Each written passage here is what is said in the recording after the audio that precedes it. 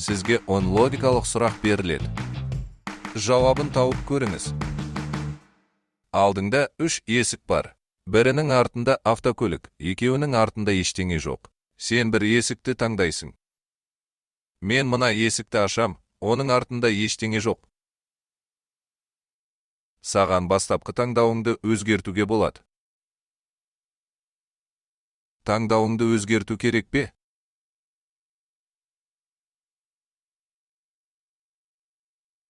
Таңдауыңды өзгерткен дұрыс.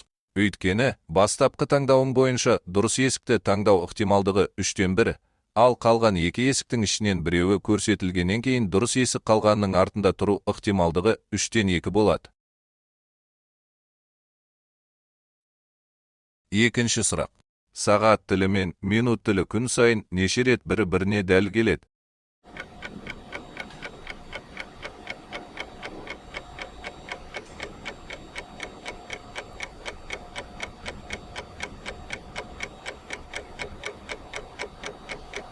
Жауабы, сағат тілі мен минут тілі күніне 22 рет.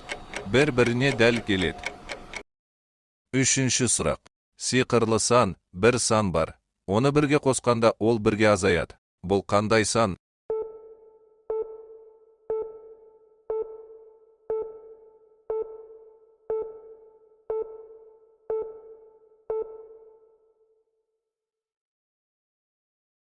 Бұл сан 0. Себебі 0 қосу 1 тең 1, ал 0 алу 1 тең 1. Төртінші сұрақ. Түрмедегі шамдар. Сіз 100 шам және 100 тұтқынды елестетіңіз. Барлық шамдар бастапқыда өшірулі. Бірінші тұтқын барлық шамды қосады. Екінші тұтқын әр екінші шамды өшіреді. Үшінші тұтқын әр үшінші шамды өзгертеді, егер ол жанса өшіреді, ал өшіп тұрса қосады. Бұл үрдіс соңғы тұтқынға дейін жалғасады.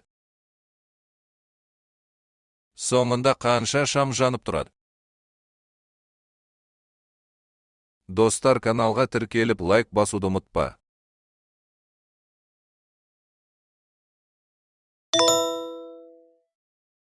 Соңында жанып тұрған шамдардың саны 10 болады. Бұл шамдар квадрат сан нөмірлі.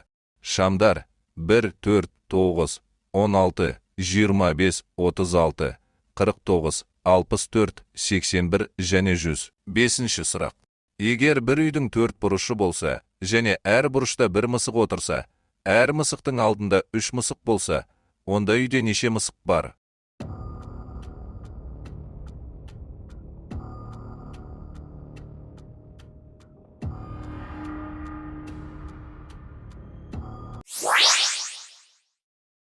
Үйде 4 мысық бар. Әр бұрышта 1 мысық отырса, әр мысықтың алдында қалған 3 мысық отырады. Алтыншы сұрақ. Бір адам көлдің ортасына дейін қайықпен барды. Артқа оралғаннан кейін ол бастапқы орнына дейін қанша қашықтықта қайықпен жүзді?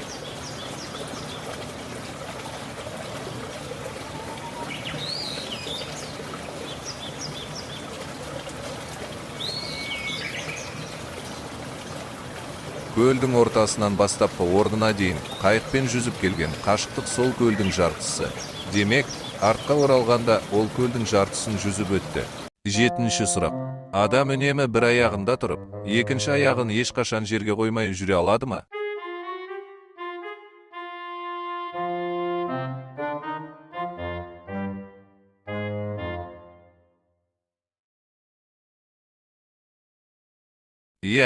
Адам үнемі бір аяғында тұрып, екінші аяғын ауыстырып жүре алады.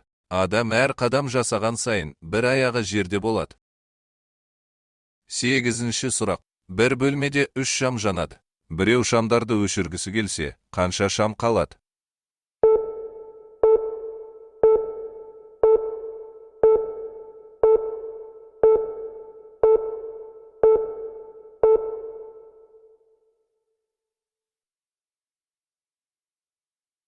Егер біреу шамдарды өшірсе, бөлмеде шамдар әлі де қалады. Тек олар сөнген болады. Демек, шамдар қалады. Тоғызыншы сұрақ. Бір ұшақ теңізден ұшып бара жатып құлайды. Құлаған жерден тірі қалғандар қайда көміледі?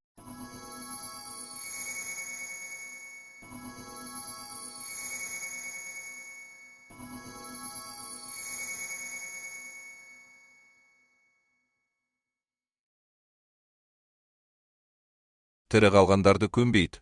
Тірі адамдарды көмудің қажеті жоқ, өйткені олар тірі.